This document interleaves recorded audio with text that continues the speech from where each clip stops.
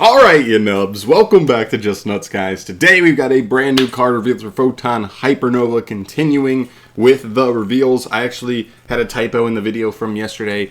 We're not still with like 25 cards left. We were all the way down to like 16. I think I literally just forgot to mark down all the cards we got from the live stream, which was like 9 or 10 of them, so that worked out mathematically. We should have been at 16 with this card's reveal. Should, I think, be down to 15.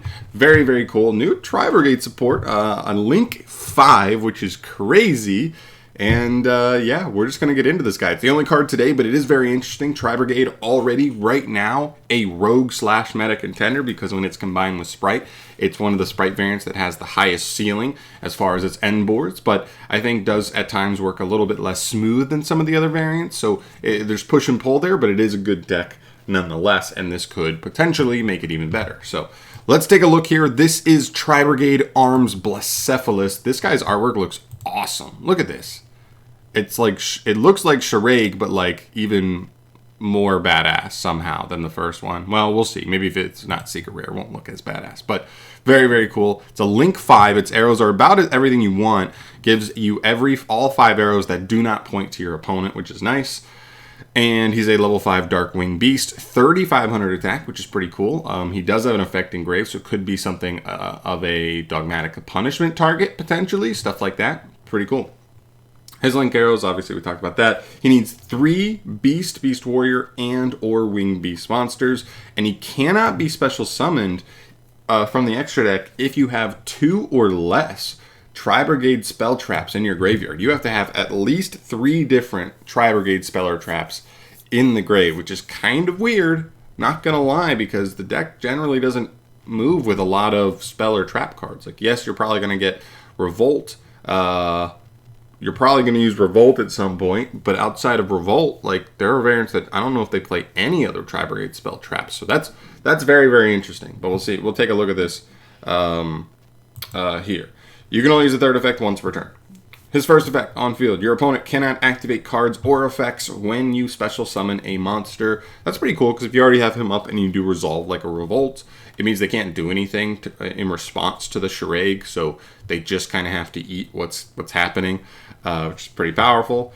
Secondly, when a monster declares an attack, you can banish this card and all cards your opponent controls. That's pretty powerful as well. This is any monster, by the way, so not only can you proactively do it by just going like, I'll summon, Bucephalus the second, battle phase attack, clear your board, and then do some stuff in main phase 2, right? It banishes, which is really, really strong removal, but still takes the battle phase at the end of the day, so like it's not a foolproof card there. And the third effect, and this is the one that I think is the most relevant part of this card, for sure. If this card is sent to the graveyard, like most Tri-Brigade links, it is just completely generic sent. Doesn't have to even be from field.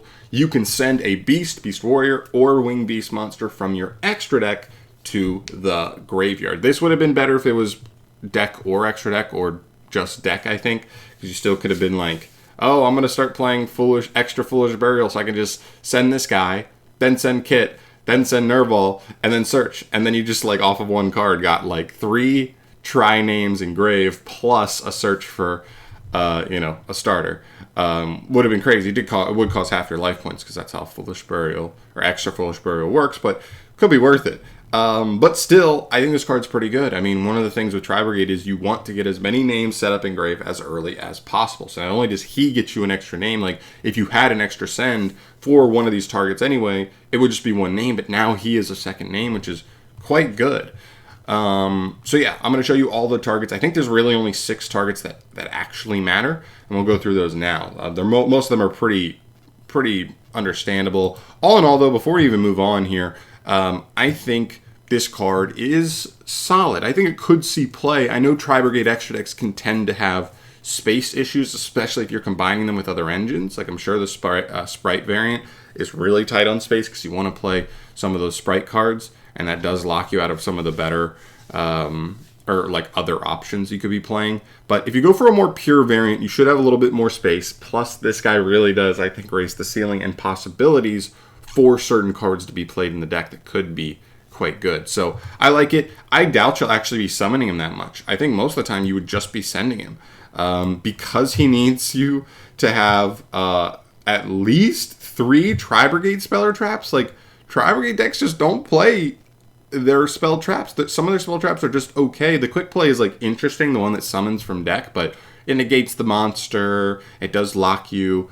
So it's fine. Revolt, but Revolt's slow. You got to set Revolt turn 1, and then like maybe turn 3 it's engrave, and then I don't know, maybe you play the one where when it's engrave it gives you protection on your board, so you don't just lose to like Lightning Storm or something. I don't know. It kind of feels like those are really the only 3 options that feel super playable. But maybe we'll see some weird variant come up, and maybe he's a little bit more makeable later on in the duel. But as far as the targets go, obviously first off is Ferrigite. This card just helps you fix 1 card in the hand. You draw a card, then place a card in your hand on the bottom of the deck. So not only being able to get 2 Tri-Beast names engrave, but also being able to fix a card in hand could be pretty nice. Helps you draw into side deck cards, hand traps, stuff like that. It's pretty cool. Next up, we have Bearbrum, the Rampart Rampager. This one may be just like the straight up best option. Well, one of them. Because this one lets you add it. It's the same thing as Ferrigite, but you're searching a Tri-Brigade Speller Trap and then putting a card from your hand back on the bottom. So it helps you get stuff like Revolt. But if maybe that quick play spell is a little bit better, even going second, you could like, as long as your opponent lets you send him, then you send Bearbrum. Now you just get to search for that, and that's a pretty good extender to help you play through Interruption at times, which could be something pretty cool. Or just get Revolt going first, you know. Cool. Charade. Oh, and that comes up, in my opinion, because if you can just get her going that way, then you may be able to use another Tri-Brigade, because sometimes you have to use a Tri-Brigade monster's field effect to get out Bearbrum, to get it in, like, into rotation so you can get the Revolt. But if you can get it easier this way, you may be able to just, like, go for a double Dragon Lords more often, where you otherwise were like, I should just go for Bearbrum, it's better follow-up, that kind of thing. Which is cool. Rugal, this one's not that good. This one just lowers all monsters your opponent controls by 300 for each monster type you control. It's probably only going to be like, you know, 1 or 2, but whatever. He's one of the worst ones. But and then you have Charade. Charade's the other one's really interesting. So when he is sent to the graveyard, you can add a Beast, Beast Warrior, Winged Beast monster from your deck to your hand, whose level is less than or equal to the number of banished Beast, Beast Warrior, and Winged Beast. Now this does require you to already get something banished before you even do this send, but that is still cool. It's an extra name. Combos didn't used to take advantage of Charade, but they have for a while now. Turn 1, which is cool. And yeah, that search could be really clutch, especially if we get another Tri-Beast archetype that has synergy with the deck. And then for the fusions, Brigand is a really cool one as well, because you can just either summon an Fallen of Albaz or a Tri-Brigade monster on the end phase, or even add it to hand. So you're either just like getting follow-up, you're getting the ability to like quick fuse with an Albaz, or you're just getting like another Tri-Brigade name that's just probably going to float you into more stuff. So that's a pretty good option there, I believe, to add to the deck potentially, as well as Garura. So the Garura is definitely one of those ones where I would say, if the main thing you like about this card is, oh, just sending it from extra is going to get you another, like 2 Tri-names engraved for free, why not also just draw a card? Ferrigite's fixing your hand with 1 card, Bearbrum's searching a spell trap, but if you don't need those, why not just draw a card? Just actually plus off of it would be really crazy, while also getting like the 2 names set up engraved. It's pretty cool. But yeah, those are the targets that I think mattered. I skimmed through the entire list of Tri-Beast extra deck monsters. Those are the only ones that really have effects that are giving you anything really good.